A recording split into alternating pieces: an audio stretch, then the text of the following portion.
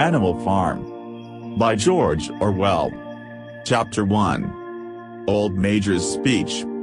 Mr. Jones, of the Manor Farm, had locked the henhouses for the night, but was too drunk to remember to shut the popholes.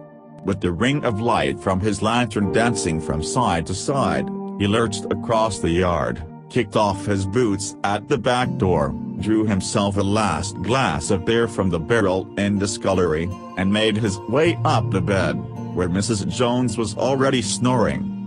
As soon as the light in the bedroom went out, there was a stirring and a fluttering all through the farm buildings. Word had gone round during the day that old Major, the prize middle white boar, had had a strange dream on the previous night and wished to communicate it to the other animals. It had been agreed that they should all meet in the big barn as soon as Mr. Jones was safely out of the way. Old Major, so he was always called, though the name under which he had been exhibited was Wellington Beauty, was so highly regarded on the farm that everyone was quite ready to lose an hour's sleep in order to hear what he had to say. At one end of the big barn, on a sort of raised platform, Major was already ensconced on his bed of straw, under a lantern which hung from a beam. He was 12 years old and had lately grown rather stout, but he was still a majestic-looking pig, with a wise and benevolent appearance in spite of the fact that his tushes had never been cut. Before long the other animals began to arrive and make themselves comfortable after their different fashions. First came the three dogs, Bluebell, Jessie, and Pincher, and then the pigs, who settled down in the straw immediately in front of the platform. The hens perched themselves on the window sills, the pigeons fluttered up to the rafters, the sheep and cows lay down behind the pigs and began to chew the cud. The two cart horses, Boxer and Clover, came in together, walking very slowly and setting down their vast hairy hooves with great care lest there should be some small animal concealed in the straw. Clover was a stout motherly mare approaching middle life, who had never quite got her figure back after her fourth fall. Boxer was an enormous beast, nearly 18 hands high, and as strong as any two ordinary horses put together. A white stripe down his nose gave him a somewhat stupid appearance, and in fact he was not of first-rate intelligence, but he was universally respected for his steadiness of character and tremendous powers of work. After the horses came Muriel, the white goat, and Benjamin, the donkey. Benjamin was the oldest animal on the farm, and the worst-tempered. He seldom talked, and when he did, it was usually to make some cynical remark. For instance, he would say that God had given him a tail to keep the flies off, but that he would sooner have had no tail and no flies. Alone among the animals on the farm he never laughed. If asked why, he would say that he saw nothing to laugh at. Nevertheless, without openly admitting it, he was devoted to Boxer. The two of them usually spent their Sundays together in the small paddock beyond the orchard, grazing side by side and never speaking. The two horses had just lain down when a brood of ducklings, which had lost their mother, filed into the barn, cheeping feebly and wandering from side to side to find some place where they would not be trodden on. Clover made a sort of wall round them with her great foreleg, and the ducklings nestled down inside it and promptly fell asleep. At the last moment Mally, the foolish, pretty white mare who drew Mr. Jones's trap, came mincing daintily in, chewing at a lump of sugar.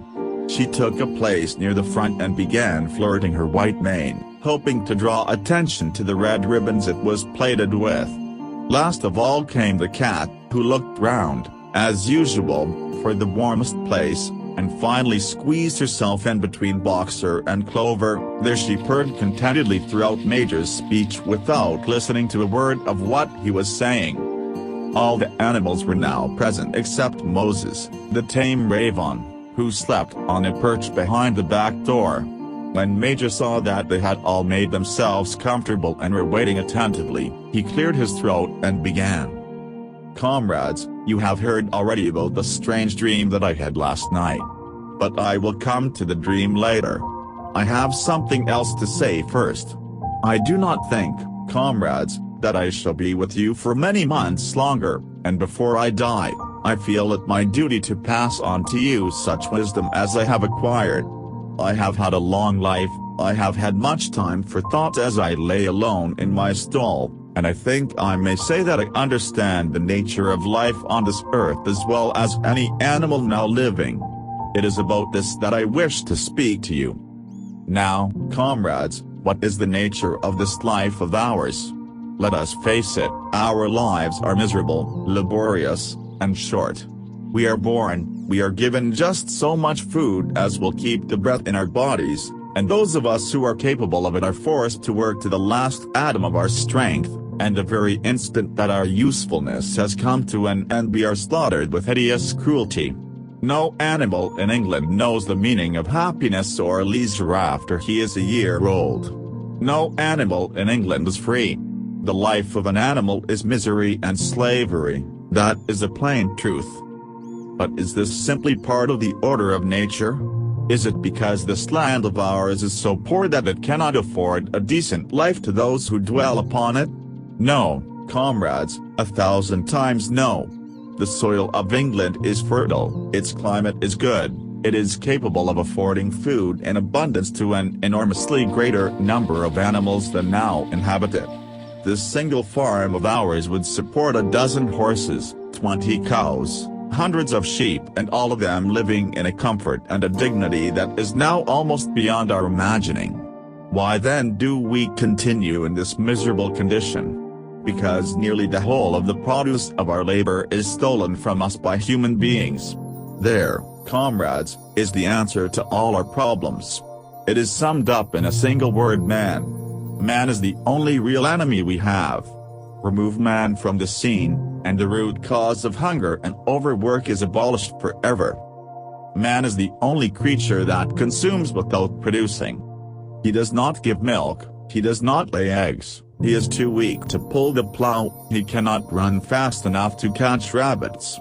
Yet he is lord of all the animals. He sets them to work, he gives back to them the bare minimum that will prevent them from starving, and the rest he keeps for himself.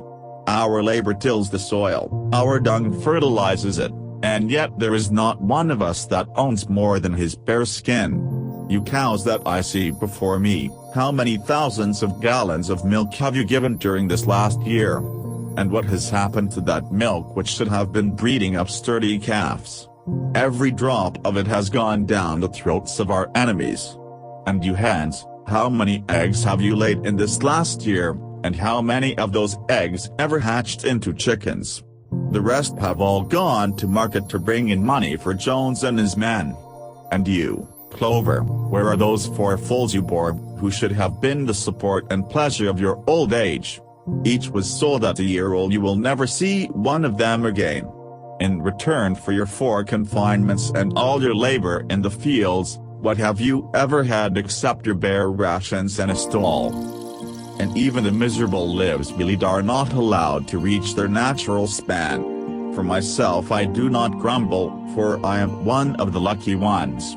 I am 12 years old and have had over 400 children. Such is the natural life of a pig. But no animal escapes the cruel knife in the end. You young porkers who are sitting in front of me, every one of you will scream your lives out at the block within a year. To that horror we all must come: cows, pigs, hens, sheep, everyone.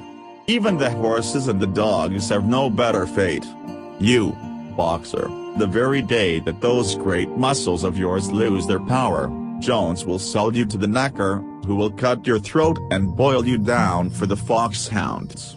As for the dogs, when they grow old and toothless, Jones ties a brick round their necks and drowns them in the nearest pond. Is it not crystal clear, then, comrades, that all the evils of this life of ours spring from the tyranny of human beings? Only get rid of man, and the produce of our labor would be our own. One most overnight we could become rich and free. What then must we do? Why, work night and day, body and soul, for the overthrow of the human race. That is my message to you, comrades: rebellion. I do not know when that rebellion will come, It might be in a week or in 100 years, but I know, as surely as I see this straw beneath my feet, that sooner or later justice will be done.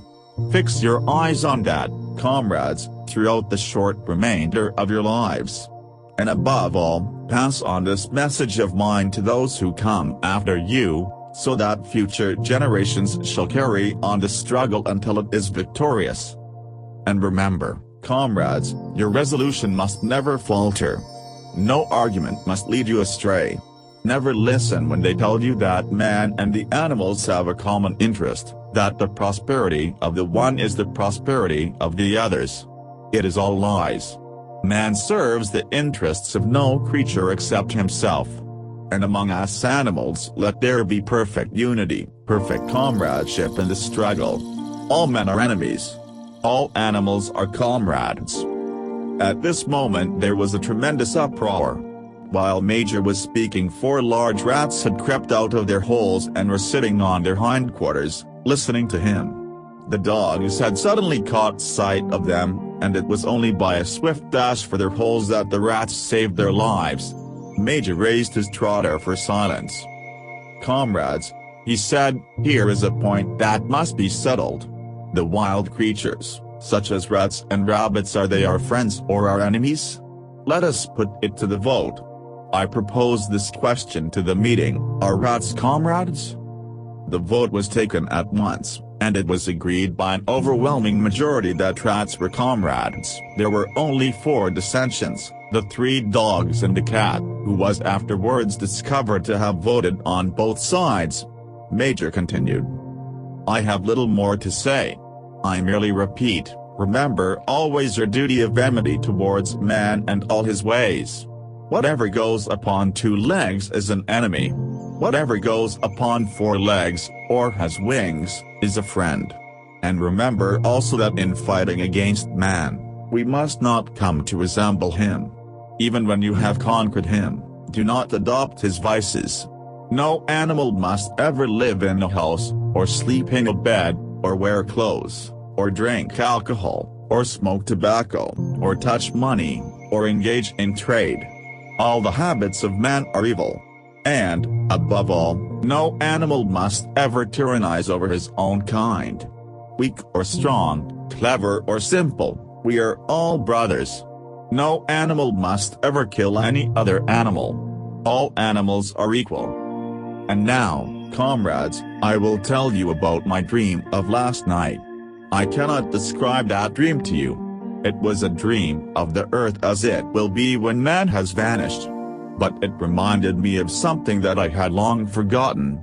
Many years ago, when I was a little pig, my mother and the other souls used to sing an old song of which they knew only the tune and the first 3 words. I had known that tune in my infancy, but it had long since passed out of my mind. Last night, however, it came back to me in my dream.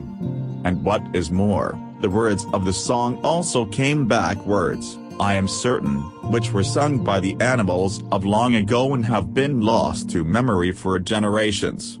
I will sing you that song now, comrades. I am old and my voice is hoarse, but when I have taught you the tune, you can sing it better for yourselves. It is called Beasts of England. Old Major cleared his throat and began to sing. As he had said, his voice was hoarse, but he sang well enough, and it was a stirring tune, something between Clementine and La Cucurca. The words ran: Beasts of England, beasts of Ireland, beasts of every land and clime, hearken to my joyful tidings of the golden future time. Soon or late the day is coming. Tyrant man shall be overthrown, and the fruitful fields of England shall be trod by beasts alone. Rings shall vanish from our noses, and the harness from our back. Bit and spur shall rust forever. Cruel whips no more shall crack. Riches more than mind can picture. Wheat and barley, oats and hay, clover, beans, and mangel wurzels shall be ours upon that day. Bright will shine the fields of England. Purer shall its waters be.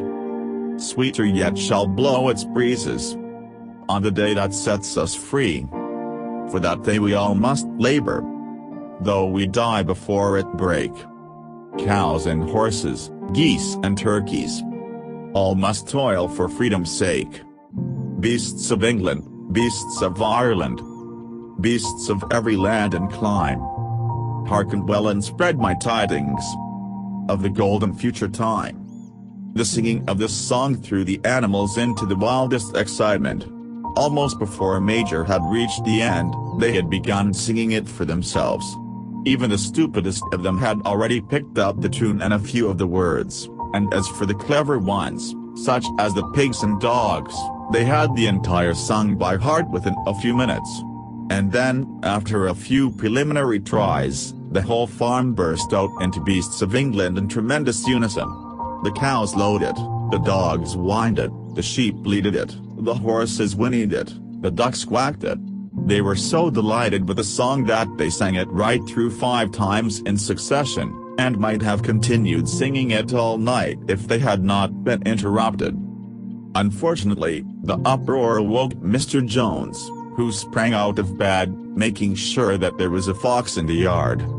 He seized the gun which always stood in a corner of his bedroom, and let fly a charge of number 6 shot into the darkness. The pellets buried themselves in the wall of the barn and the meeting broke up hurriedly. Everyone fled to his own sleeping place. The birds jumped onto their perches, the animals settled down in the straw, and the whole farm was asleep in a moment. Animal Farm. By George Orwell. Chapter 2. Rebellion. 3 nights later old Major died peacefully in his sleep.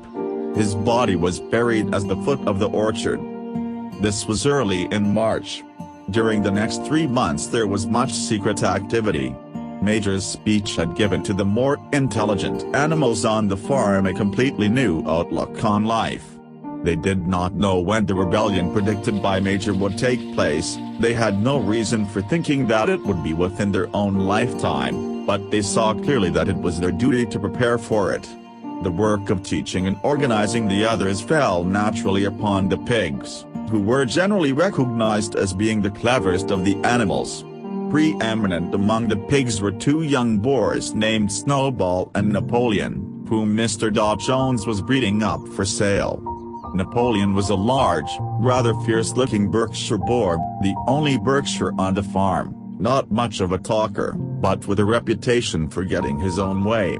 Snowball was a more vivacious pig than Napoleon, quicker in speech and more inventive, but was not considered to have the same depth of character. All the other male pigs on the farm were porkers. The best known among them was a small fat pig named Squealer, with very round cheeks, twinkling eyes, nimble movements, and a shrill voice.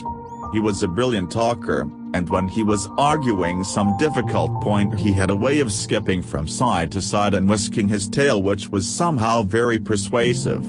The others said of Squealer that he could turn black into white.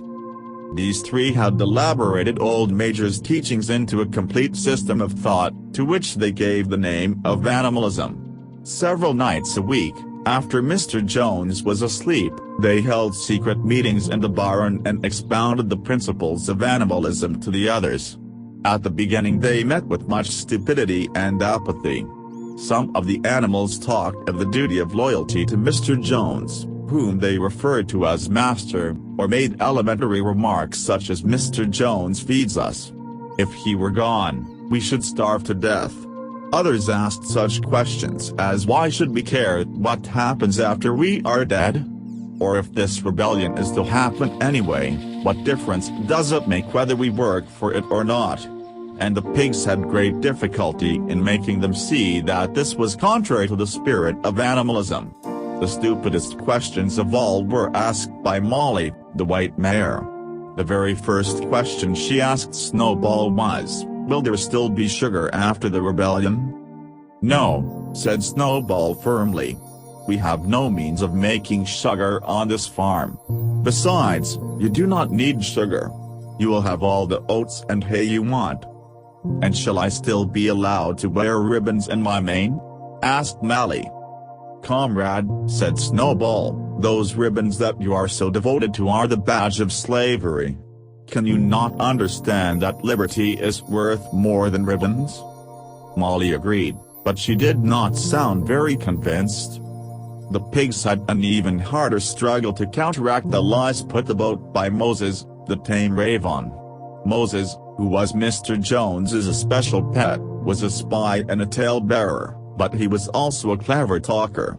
He claimed to know of the existence of a mysterious country called Sugar Candy Mountain, to which all animals went when they died.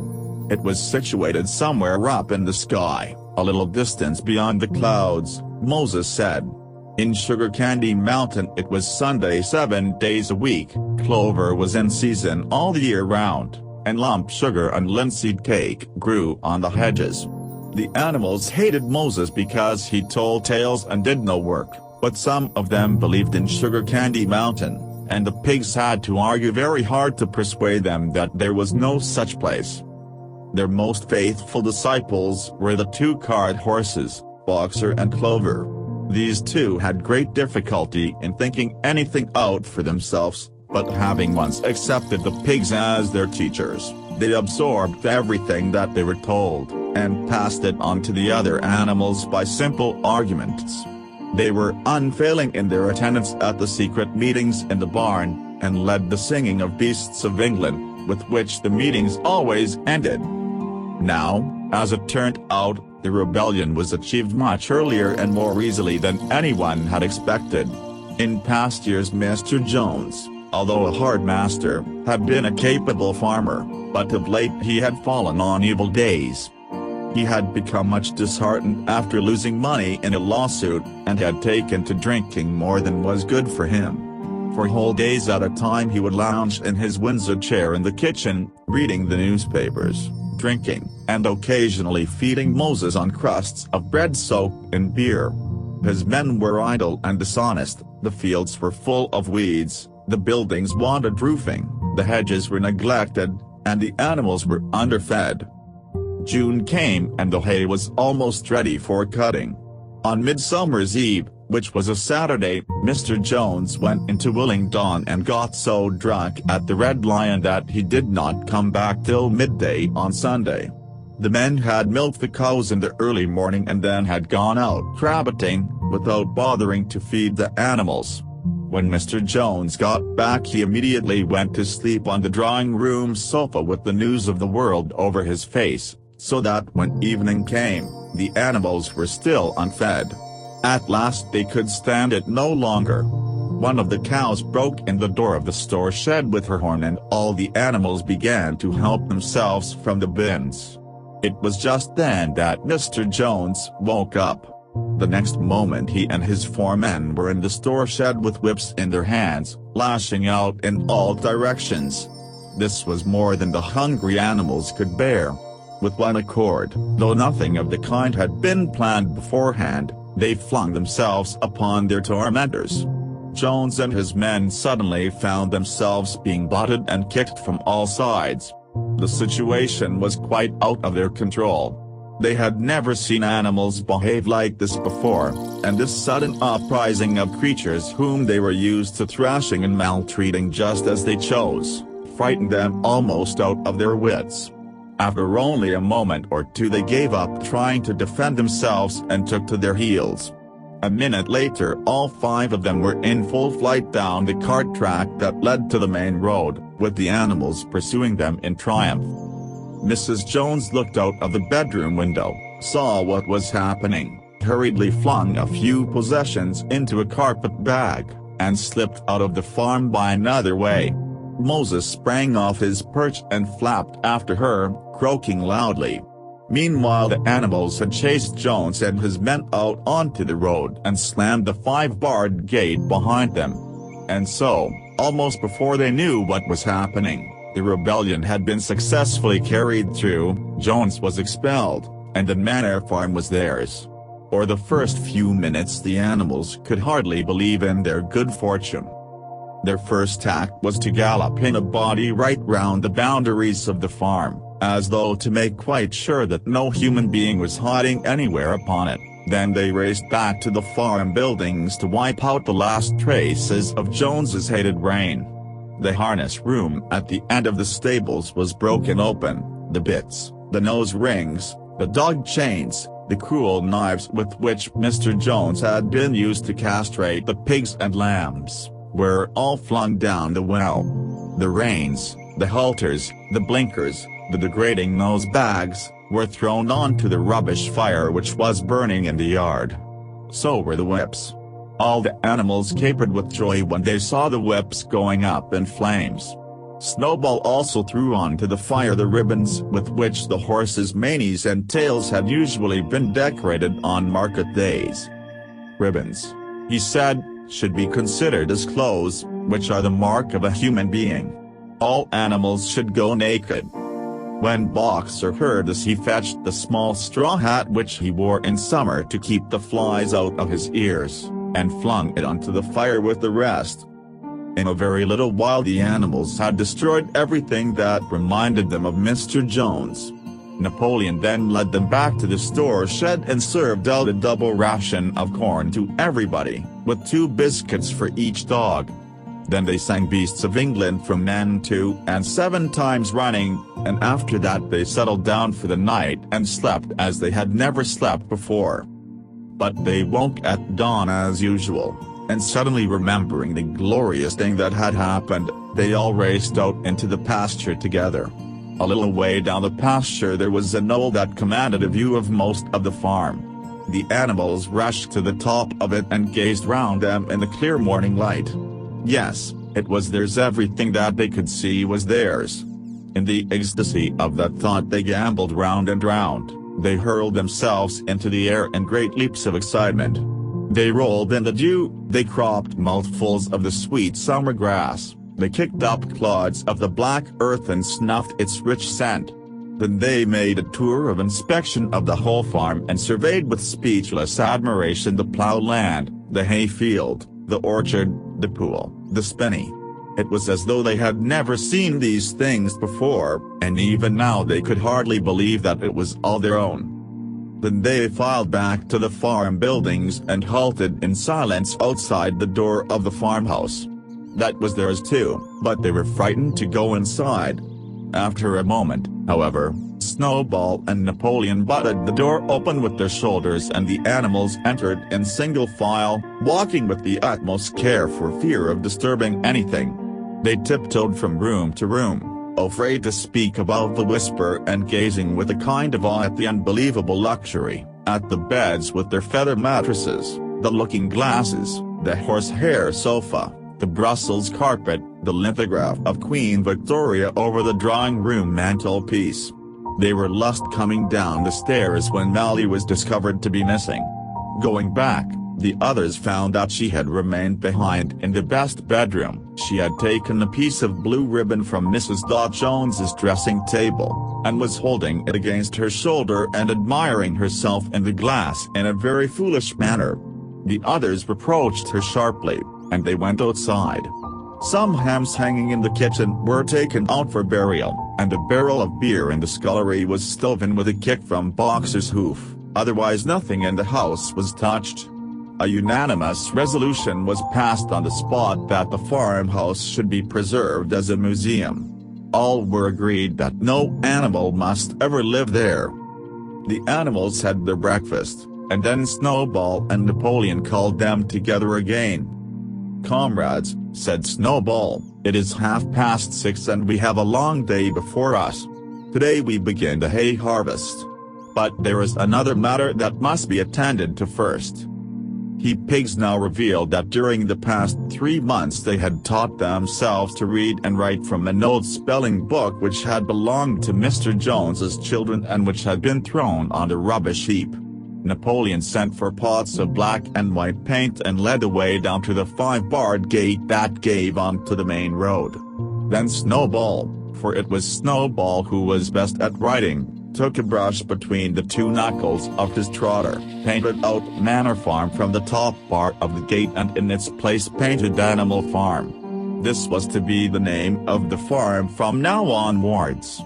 After this they went back to the farm buildings, where Snowball and Napoleon sent for a ladder which they caused to be set against the end wall of the big barn. They explained that by their studies of the past 3 months the pigs had succeeded in reducing the principles of animalism to 7 commandments.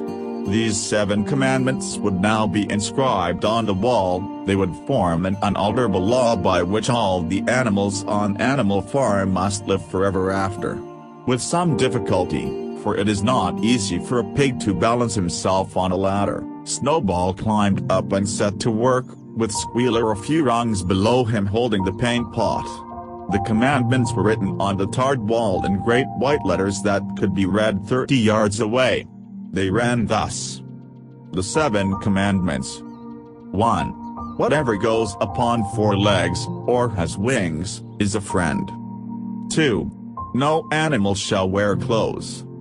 3. No animal shall sleep in a bed. 4. No animal shall drink alcohol. 5. No animal shall kill any other animal. 6. All animals are equal. 7. All animals are equal. It was very neatly written, and except that friend was written fried and one of the S's was the wrong way round, the spelling was correct all the way through. Snowball read it aloud for the benefit of the others. All the animals nodded in complete agreement, and the cleverer ones at once began to learn the commandments by heart. Now, comrades, cried Snowball, throwing down the paintbrush, to the hayfield. Let us make it a point of honor to get in the harvest more quickly than Jones and his men could do. But at this moment the 3 cows, who had seemed uneasy for some time past, sat up aloud lowing. They had not been milked for 24 hours, and their udders were almost bursting. After a little thought, the pigs sent for buckets and milked the cows fairly successfully, their trotters being well adapted to this task. Soon there were 5 buckets of frothing creamy milk at which many of the animals looked with considerable interest. "What is going to happen to all that milk?" said someone. "Jones used sometimes to mix some of it in our mash," said one of the hens. "Never mind the milk, comrades," cried Napoleon, placing himself in front of the buckets. "That will be attended to. The harvest is more important. Comrade Snowball will lead the way. I shall follow in a few minutes. Forward, comrades. The hay is waiting." So the animals trooped down to the hayfield to begin the harvest, and when they came back in the evening it was noticed that the milk had disappeared. Animal Farm.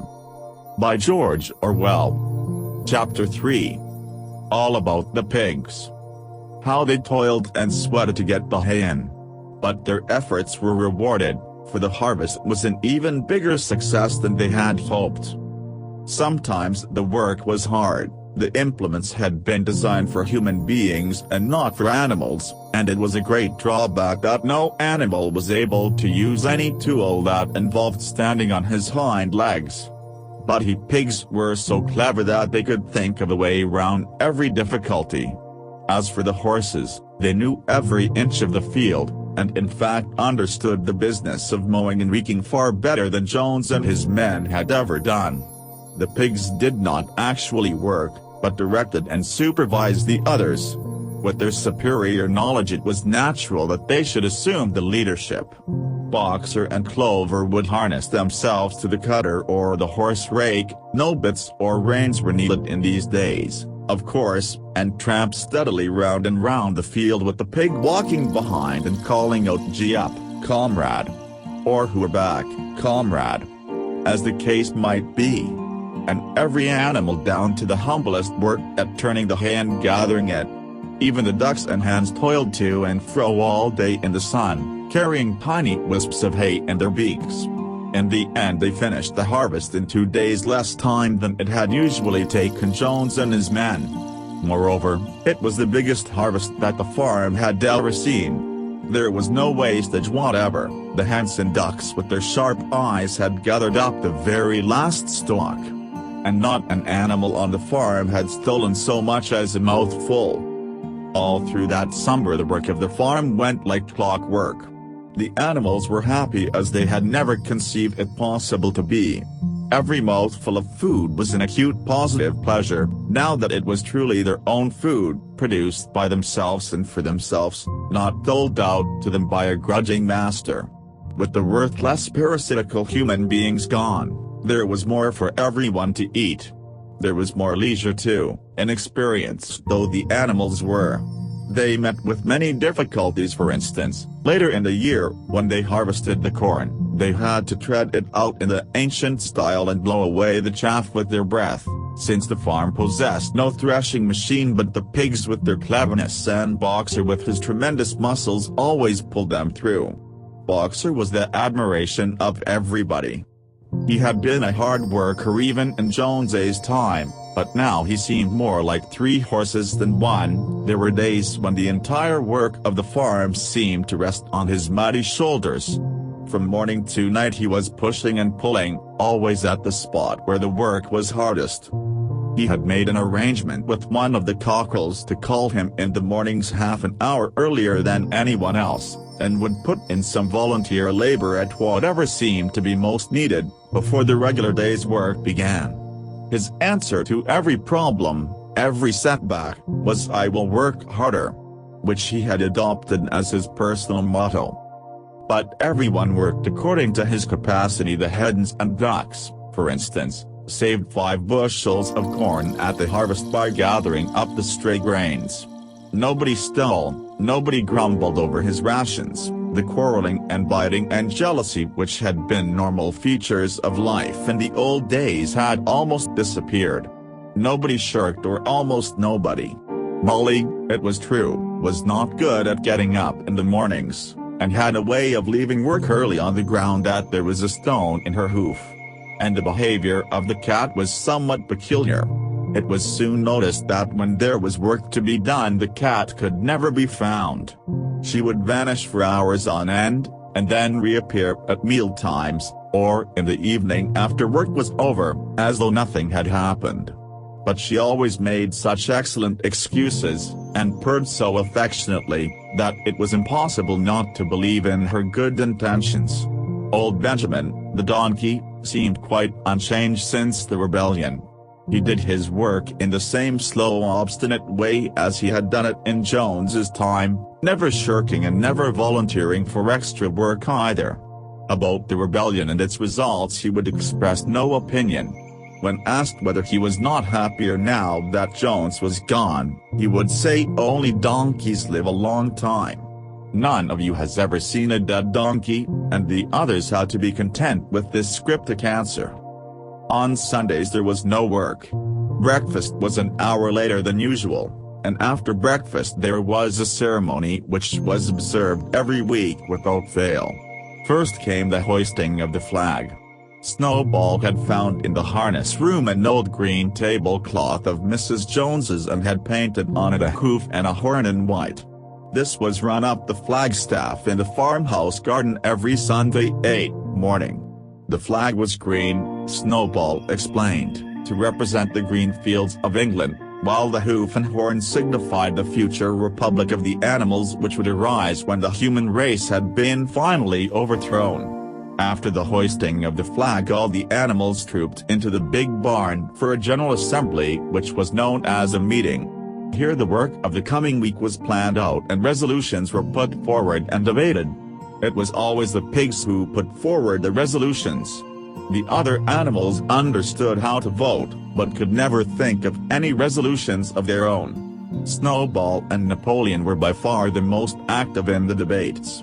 But it was noticed that these two were never in agreement. Whatever suggestion either of them made, the other could be counted on to oppose it. Even when it was resolved a thing no one could object to in itself, to set aside the small paddock behind the orchard as a home of rest for animals who were past work, there was a stormy debate over the correct retiring age for each class of animal. The meeting always ended with the singing of Beasts of England, and the afternoon was given up to recreation. The pigs had set aside the harness room as a headquarters for themselves. Here, in the evenings, they studied blacksmithing, carpentering, and other necessary arts from books which they had brought out of the farmhouse. Snowball also busied himself with organizing the other animals into what he called animal committees. He was indefatigable at this. He formed the Egg Production Committee for the hens, the Clean Tails League for the cows, the Wild Comrades Re-Education Committee. The object of this was to tame the rats and rabbits, the Whiter Wool Movement for the sheep, and various others, besides instituting classes in reading and writing. On the whole, these projects were a failure. The attempt to tame the wild creatures, for instance, broke down almost immediately. They continued to behave very much as before, and when treated with generosity, simply took advantage of it. The cat joined the Re-Education Committee and was very active in it for some days. She was seen one day sitting on a roof and talking to some sparrows who were just out of her reach. She was telling them that all animals were now comrades and that any sparrow who chose could come and perch on her paw, but the sparrows kept their distance. The reading and writing classes, however, were a great success. By the autumn almost every animal on the farm was literate in some degree. As for the pigs, they could already read and write perfectly. The dogs learned to read fairly well, but were not interested in reading anything except the 7 Commandments. Muriel, the goat, could read somewhat better than the dogs, and sometimes used to read to the others in the evenings from scraps of newspaper which she found on the rubbish heap. Benjamin could read as well as any pig, but never exercised his faculty. So far as he knew, he said, there was nothing worth reading. Clover learned the whole alphabet, but could not put words together. Boxer could not get beyond the letter D. He would trace out A, B, C, D, in the dust with his great hoof, and then would stand staring at the letters with his ears back, sometimes shaking his forelock, trying with all his might to remember what came next and never succeeding. On several occasions, indeed, he did learn E, F, G, H, but by the time he knew them, it was always discovered that he had forgotten A, B, C, and D. Finally he decided to be content with the first 4 letters, and used to write them out once or twice every day to refresh his memory. Mally refused to learn any but the 6 letters which spelled her own name. She would form these very neatly out of pieces of twig, and would then decorate them with a flower or two and walk round them admiring them. None of the other animals on the farm could get further than the letter A. It was also found that the stupider animals, such as the sheep, hens, and ducks, were unable to learn the 7 Commandments by heart. After much thought Snowball declared that the 7 Commandments could in effect be reduced to a single maxim, namely, 4 legs good, 2 legs bad. This, he said, contained the essential principle of animalism. Whoever had thoroughly grasped it would be safe from human influences. The birds at first objected, since it seemed to them that they also had 2 legs, but Snowball proved to them that this was not so. A bird's wing, comrades, he said, is an organ of propulsion and not of manipulation. It should therefore be regarded as a leg. That distinguishing mark of man is the hand, the instrument with which he does all his mischief. The birds did not understand Snowball's long words, but they accepted his explanation, and all the humbler animals set to work to learn the new maxim by heart.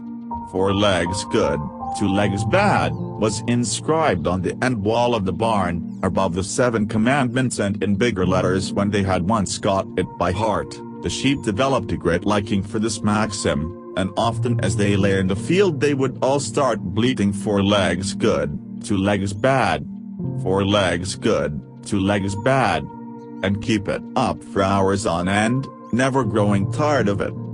Napoleon took no interest in Snowball's committees. He said that the education of the young was more important than anything that could be done for those who were already grown up. It happened that Jessie and Bluebell had both whelped soon after the hay harvest, giving birth between them to 9 sturdy puppies. As soon as they were weaned, Napoleon took them away from their mothers, saying that he would make himself responsible for their education. He took them up into a loft which could only be reached by a ladder from the harness room, and there kept them in such seclusion that the rest of the farm soon forgot their existence. The mystery of where the milk went to was soon cleared up. It was mixed every day into the pig's mash. The early apples were now ripening, and the grass of the orchard was littered with windfalls. The animals had assumed as a matter of course that these would be shared out equally. One day, however, the order went forth that all the windfalls were to be collected and brought to the harness room for the use of the pigs. At this some of the other animals murmured, but it was no use. All the pigs were in full agreement on this point, even Snowball and Napoleon. Squealer was sent to make the necessary explanations to the others. "Comrades," he cried, "you do not imagine, I hope, that we pigs are doing this in a spirit of selfishness and privilege? Many of us actually dislike milk and apples. I dislike them myself. Our sole object in taking these things is to preserve our health. Milk and apples, this has been proved by science, comrades, contain substances absolutely necessary to the well-being of a pig. We pigs are brain workers. The whole management and organization of this farm depend on us. Day and night we are watching over your welfare. It is for your sake that we drink that milk and eat those apples. Do you know what would happen if we pigs failed in our duty? Jones would come back. Yes, Jones would come back. Surely, comrades, cried Squealer almost pleadingly, skipping from side to side and whisking his tail, surely there is no one among you who wants to see Jones come back. Now if there was one thing that the animals were completely certain of, it was that they did not want Jones back. When it was put to them in this light, they had no more to say. The importance of keeping the pigs in good health was all too obvious. So it was agreed without further argument that the milk and the windfall apples, and also the main crop of apples when they ripened, should be reserved for the pigs alone. Animal Farm. By George Orwell. Chapter 4. Battle of the Cowshed.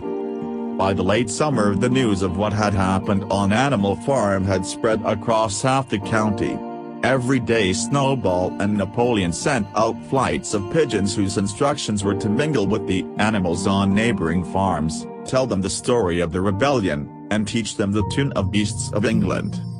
Most of this time Mr. Jones had spent sitting in the tape room of the Red Lion at Willingdon, complaining to anyone who would listen of the monstrous injustice he had suffered in being turned out of his property by a pack of good-for-nothing animals.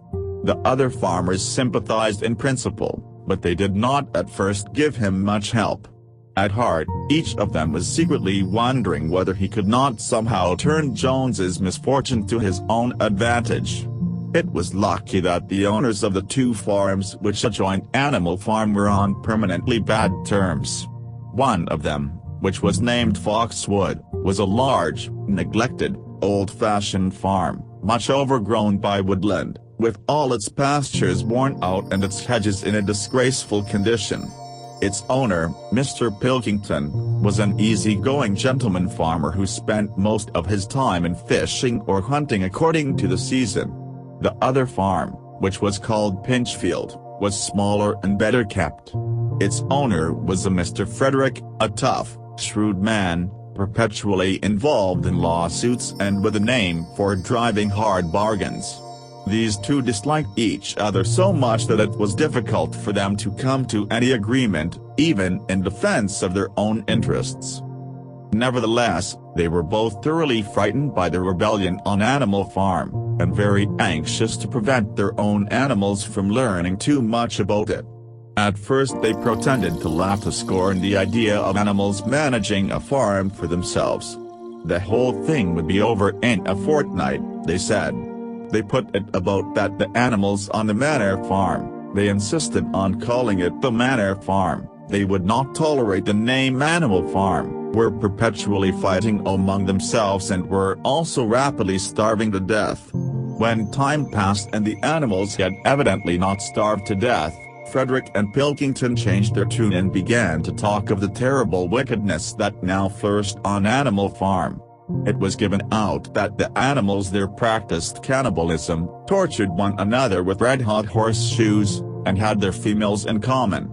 This was what came of rebelling against the laws of nature, Frederick and Pilkington said. However, these stories were never fully believed. Rumors of a wonderful farm, where the human beings had been turned out and the animals managed their own affairs, continued to circulate in vague and distorted forms, and throughout that year a wave of rebelliousness ran through the countryside. Bulls which had always been tractable suddenly turned savage, sheep broke down hedges and devoured the clover, cows kicked the pail over, hunters refused their fences and shot their riders onto the other side. Above all, the tune and even the words of Beasts of England were known everywhere. It had spread with astonishing speed. The human beings could not contain their rage when they heard this song, though they pretended to think it merely ridiculous. They could not understand, they said, how even animals could bring themselves to sing such contemptible rubbish. Any animal caught singing it was given a flogging on the spot. And yet the song was irrepressible. The blackbirds whistled in the hedges, the pigeons cooted in the elms, it got into the din of the smithies and the tune of the church bells. And when the human beings listened to it, they secretly trembled, hearing in it a prophecy of their future doom. Early in October, when the corn was cut and stacked and some of it was already threshed, a flight of pigeons came whirling through the air and alighted in the yard of Animal Farm in the wildest excitement.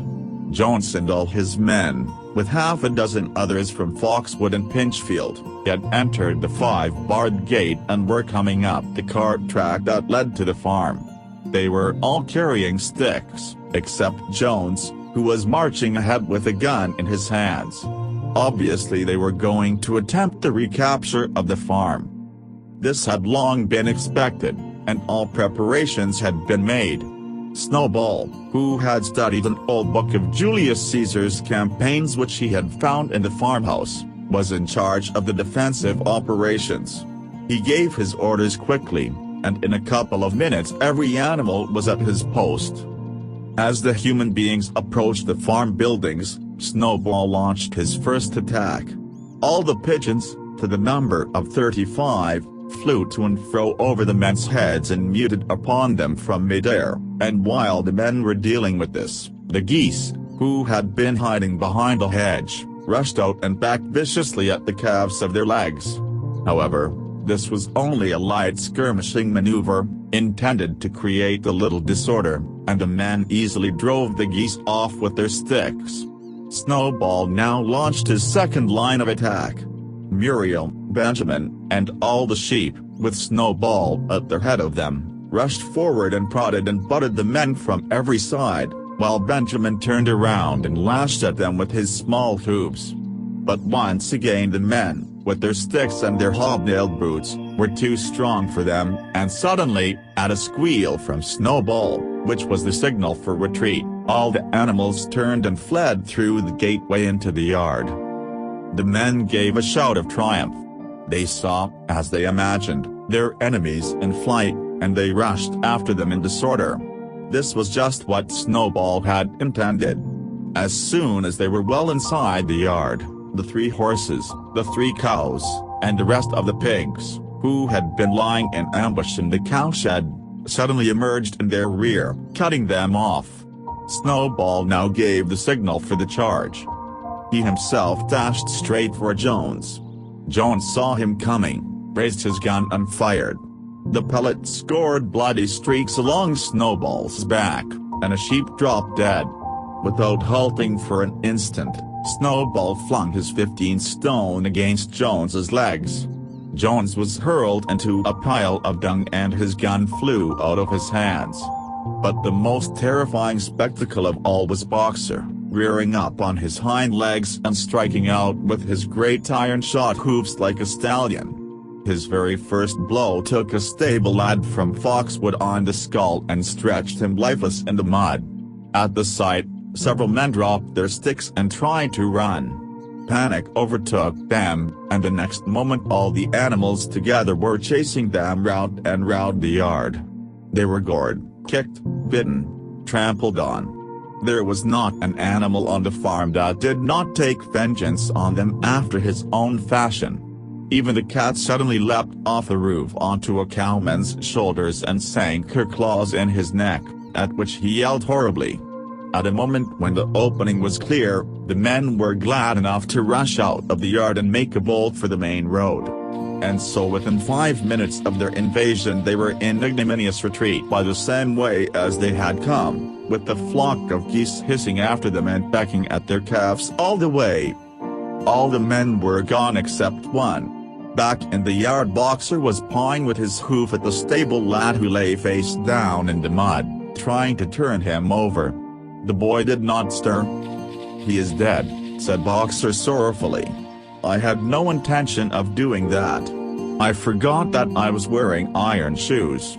Who will believe that I did not do this on purpose?" "No sentimentality, comrade," cried Snowball, from whose wounds the blood was still dripping. "War is war. The only good human being is a dead one." "I have no wish to take life, not even human life," repeated Boxer, and his eyes were full of tears. "Where is Molly?" exclaimed somebody. Molly in fact was missing. For a moment there was great alarm. It was feared that the men might have harmed her in some way, or even carried her off with them. In the end, however, she was found hiding in her stall with her head buried among the hay in the manger. She had taken to flight as soon as the gun went off. And when the others came back from looking for her, it was to find that the stable lad, who in fact was only stunned, had already recovered and made off. The animals had now reassembled in the wildest excitement, each recounting his own exploits in the battle at the top of his voice. An impromptu celebration of the victory was held immediately. The flag was run up and Beasts of England was sung a number of times, then the sheep who had been killed was given a solemn funeral, a hawthorn bush being planted on her grave. At the graveside Snowball made a little speech, emphasizing the need for all animals to be ready to die for Animal Farm if need be. The animals decided unanimously to create a military decoration, Animal Hero, First Class, which was conferred there and then on Snowball and Boxer. It consisted of a brass medal. They were really some old horse brasses which had been found in the harness room, to be worn on Sundays and holidays. There was also Animal Hero, Second Class, which was conferred posthumously on the dead sheep. There was much discussion as to what the battle should be called. In the end, it was named the Battle of the Cowshed, since that was where the ambush had been sprung. Mr. Jones's gun had been found lying in the mud, and it was known that there was a supply of cartridges in the farmhouse. It was decided to set the gun up at the foot of the flagstaff, like a piece of artillery, and to fire it twice a year, once on October the 12th, the anniversary of the Battle of the Cowshed, and once on Midsummer Day, the anniversary of the rebellion, Animal Farm. By George Orwell. Chapter 5. Snowballs Expelled. As winter drew on, Molly became more and more troublesome. She was late for work every morning and excused herself by saying that she had overslept, and she complained of mysterious pains, although her appetite was excellent. On every kind of pretext she would run away from work and go to the drinking pool, where she would stand foolishly gazing at her own reflection in the water. But there were also rumors of something more serious. One day, as Molly strolled blithely into the yard, flirting her long tail and chewing at a stalk of hay, Clover took her aside. "Molly," she said, "I have something very serious to say to you. This morning I saw you looking over the hedge that divides Animal Farm from Foxwood. One of Mr. Pilkington's men was standing on the other side of the hedge. And I was a long way away, but I am almost certain I saw this. He was talking to you and you were allowing him to stroke your nose. What does that mean, Molly?" "He didn't. I wasn't." "It isn't true," cried Molly, beginning to prance about and paw the ground. "Mally, look me in the face. Do you give me your word of honor that man was not stroking your nose?" "It isn't true," repeated Mally, but she could not look Clover in the face, and the next moment she took to her heels and galloped away into the field. A thought struck Clover. Without saying anything to the others, she went to Mally's stall and turned over the straw with her hoof. Hidden under the straw was a little pile of lump sugar and several bunches of ribbon of different colors. 3 days later Mally disappeared. For some weeks nothing was known of her whereabouts, then the pigeons reported that they had seen her on the other side of Willingdon. She was between the shafts of a smart dog cart painted red and black, which was standing outside a public house. A fat red-faced man in check breeches and gaiters, who looked like a publican, was stroking her nose and feeding her with sugar. Her coat was newly clipped and she wore a scarlet ribbon round her forelock. She appeared to be enjoying herself, so the pigeons said. None of the animals ever mentioned Mally again. In January there came bitterly hard weather. The earth was like iron, and nothing could be done in the fields. Many meetings were held in the big barn, and the pigs occupied themselves with planning out the work of the coming season. It had come to be accepted that the pigs, who were manifestly cleverer than the other animals, should decide all questions of farm policy, though their decisions had to be ratified by a majority vote. This arrangement would have worked well enough if it had not been for the disputes between Snowball and Napoleon. These two disagreed at every point where disagreement was possible. If one of them suggested sowing a bigger acreage with barley, the other was certain to demand a bigger acreage of oats, and if one of them said that such and such a field was just right for cabbages, the other would declare that it was useless for anything except roots. Each had his own following, and there were some violent debates. At the meetings Snowball often won over the majority by his brilliant speeches, but Napoleon was better at canvassing support for himself in between times. He was especially successful with the sheep. Of late the sheep had taken to bleating 4 legs good, 2 legs bad both in and out of season, and they often interrupted the meeting with this. It was noticed that they were especially liable to break into 4 legs good, 2 legs bad as crucial moments in Snowball's speeches. Snowball had made a close study of some back numbers of the Farmer and Stock Breeder which he had found in the farmhouse, and was full of plans for innovations and improvements. He talked learnedly about field drains, silage, and basic slag, and had worked out a complicated scheme for all the animals to drop their dung directly in the fields, at a different spot every day, to save the labor of cartage.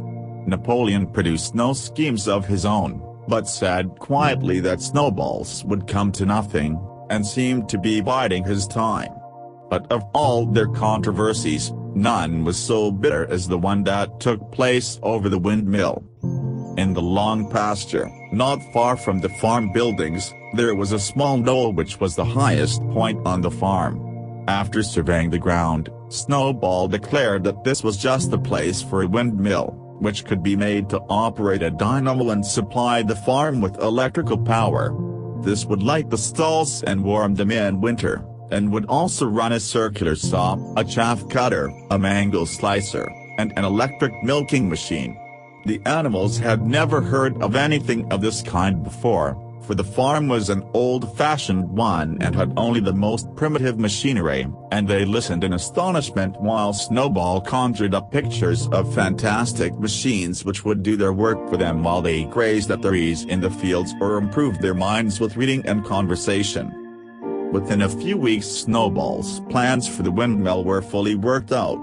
The mechanical details came mostly from 3 books which had belonged to Mr. Jones' 1,000 Useful Things to Do About the House, Every Man His Own Bricklayer, and Electricity for Beginners. Snowball used as his study a shed which had once been used for incubators and had a smooth wooden floor, suitable for drawing on. He was closeted there for hours at a time, with his books held open by a stone. and with a piece of chalk gripped between the knuckles of his trotter, he would move rapidly to and fro, drawing in line after line and uttering little whimpers of excitement. Gradually the plans grew into a complicated mass of cranks and cogwheels, covering more than half the floor, which the other animals found completely unintelligible but very impressive. All of them came to look at Snowball's drawings at least once a day. Even the hens and ducks came, and were at pains not to tread on the chalk marks. Only Napoleon held aloof. He had declared himself against the windmill from the start. One day, however, he arrived unexpectedly to examine the plans. He walked heavily round the shed, looked closely at every detail of the plans and snuffed at them once or twice, then stood for a little while contemplating them out of the corner of his eye. Then suddenly he lifted his leg, urinated over the plans, and walked out without uttering a word. The whole farm was deeply dividing on the subject of the windmill. Snowball did not deny that to build it would be a difficult business. Stone would have to be carried and built up into walls, then the sails would have to be made, and after that there would be need for dynamos and cables. How these were to be procured, Snowball did not say, but he maintained that it could all be done in a year. And thereafter, he declared, so much labor would be saved that the animals would only need to work 3 days a week. Napoleon, on the other hand, argued that the great need of the moment was to increase food production, and that if they wasted time on the windmill they would all starve to death. The animals formed themselves into two factions under the slogan, "Vote for Snowball and the 3-day week and vote for Napoleon and the full manger." Benjamin was the only animal who did not side with either faction. He refused to believe either that food would become more plentiful or that the windmill would save work. Windmill or no windmill, he said, life would go on as it had always gone on, that is, badly. Apart from the disputes over the windmill, there was the question of the defense of the farm.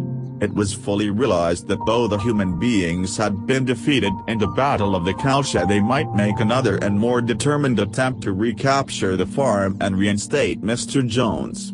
They had all the more reason for doing so because the news of their defeat had spread across the countryside and made the animals on the neighboring farms more restive than ever. As usual, Snowball and Napoleon were in disagreement. According to Napoleon, what the animals must do was to procure firearms and train themselves in the use of them. According to Snowball, they must send out more and more pigeons and stir up rebellion among the animals on the other farms. The one argued that if they could not defend themselves they were bound to be conquered, the other argued that if rebellions happen everywhere they would have no need to defend themselves.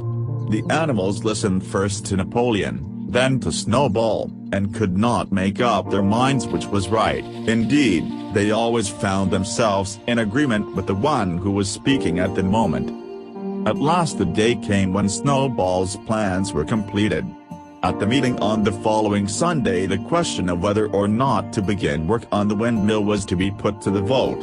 When the animals had assembled in the big barn, Snowball stood up and, though occasionally interrupted by bleating from the sheep, set forth his reasons for advocating the building of the windmill.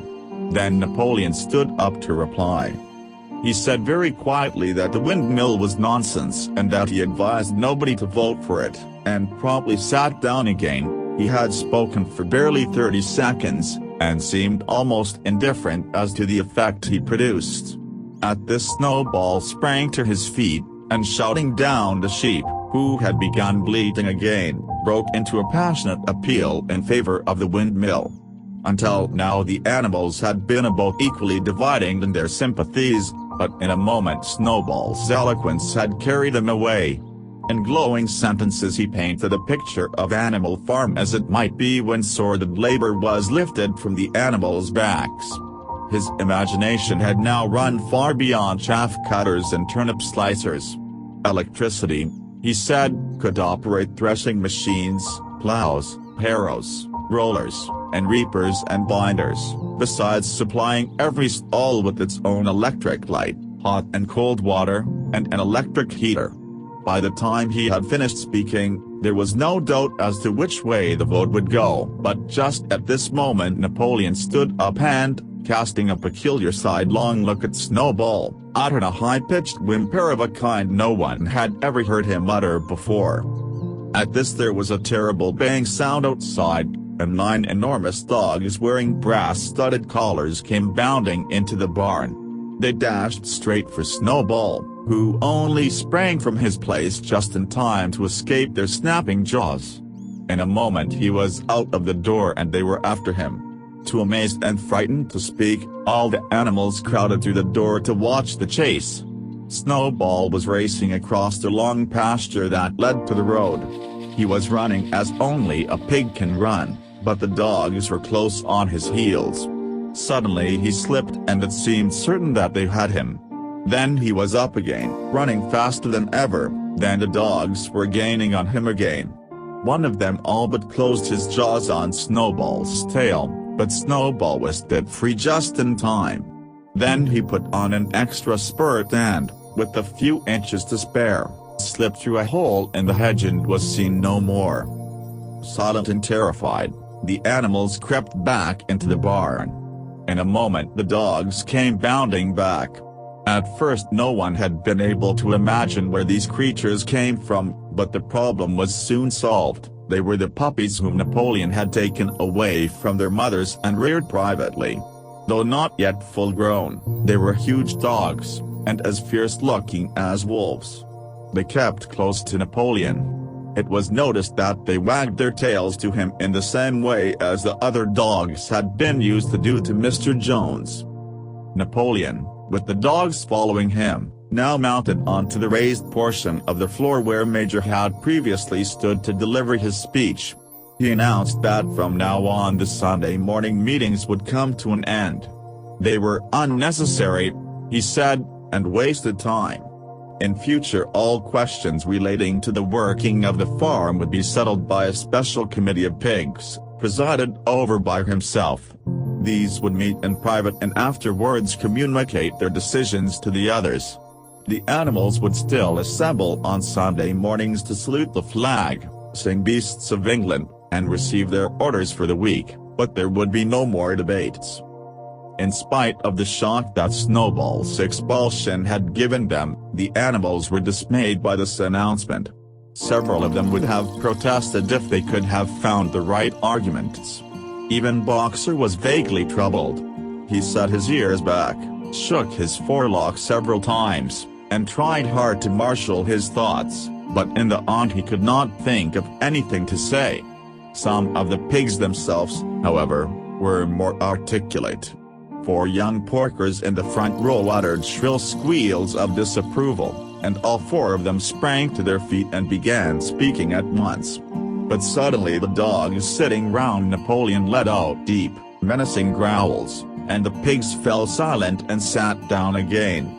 Then the sheep broke out into a tremendous bleating of 4 legs good, 2 legs bad, which went on for nearly a quarter of an hour and put an end to any chance of discussion. Afterwards Squealer was sent round the farm to explain the new arrangement to the others.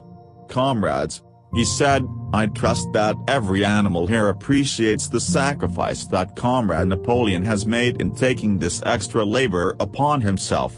Do not imagine, comrades, that leadership is a pleasure. On the contrary, it is a deep and heavy responsibility. No one believes more firmly than Comrade Napoleon that all animals are equal. He would be only too happy to let you make your decisions for yourselves. But sometimes you might make the wrong decisions, comrades, and then where should we be? Suppose you had decided to follow Snowball, with his moonshine of Windmill Snowball, who, as we now know, was no better than a criminal. He fought bravely at the Battle of the Cowshed, said somebody. Bravery is not enough, said Squealer. Loyalty and obedience are more important. And as to the Battle of the Cowshed, I believe the time will come when we shall find that Snowball's part in it was much exaggerated. Discipline, comrades, iron discipline. That is the watchword for today. One false step, and our enemies would be upon us. Surely, "Comrades, you do not want Jones back." Once again this argument was unanswerable. Certainly the animals did not want Jones back. If the holding of debates on Sunday mornings was liable to bring him back, then the debates must stop. Boxer, who had now had time to think things over, voiced the general feeling by saying, "If Comrade Napoleon says it, it must be right." And from then on has adopted the maxim, "Napoleon is always right," in addition to his private motto of "I will work harder." By this time the weather had broken and the spring plowing had begun. The shed where Snowball had drawn his plans of the windmill had been shut up and it was assumed that the plans had been rubbed off the floor. Every Sunday morning at 10 o'clock the animals assembled in the big barn to receive their orders for the week.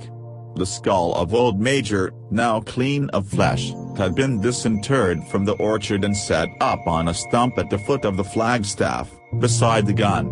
After the hoisting of the flag, the animals were required to file past the skull in a reverent manner before entering the barn. Nowadays they did not sit all together as they had done in the past. Napoleon, with Squealer and another pig named Minimus, who had a remarkable gift for composing songs and poems, sat on the front of the raised platform, with the 9 young dogs forming a semicircle round them, and the other pigs sitting behind. The rest of the animals sat facing them in the main body of the barn. Napoleon read out the orders for the week in a gruff soldierly style, and after a single singing of Beasts of England, all the animals dispersed. On the third Sunday after Snowball's expulsion, the animals were somewhat surprised to hear Napoleon announce that the windmill was to be built after all. He did not give any reason for having changed his mind, but merely warned the animals that this extra task would mean very hard work. It might even be necessary to reduce their rations. The plans, however, had all been prepared, down to the last detail. A special committee of pigs had been at work upon them for the past 3 weeks. The building of the windmill, with various other improvements, was expected to take 2 years. That evening Squealer explained privately to the other animals that Napoleon had never in reality been opposed to the windmill. On the contrary, it was he who had advocated it in the beginning, and the plan which Snowball had drawn on the floor of the incubator shed had actually been stolen from among Napoleon's papers. The windmill was, in fact, Napoleon's own creation. Why, then, asked somebody, had he spoken so strongly against it? Here Squealer looked very sly. That, he said, was Comrade Napoleon's cunning. He had seemed to oppose the windmill, simply as a maneuver to get rid of Snowball, who was a dangerous character and a bad influence. Now that Snowball was out of the way, the plan could go forward without his interference. This, said Squealer, was something called tactics. He repeated a number of times, "Tactics, comrades, tactics," skipping round and whisking his tail with a merry laugh. The animals were not certain what the word meant, but Squealer spoke so persuasively, and the 3 dogs who happened to be with him growled so threateningly, that they accepted his explanation without further questions.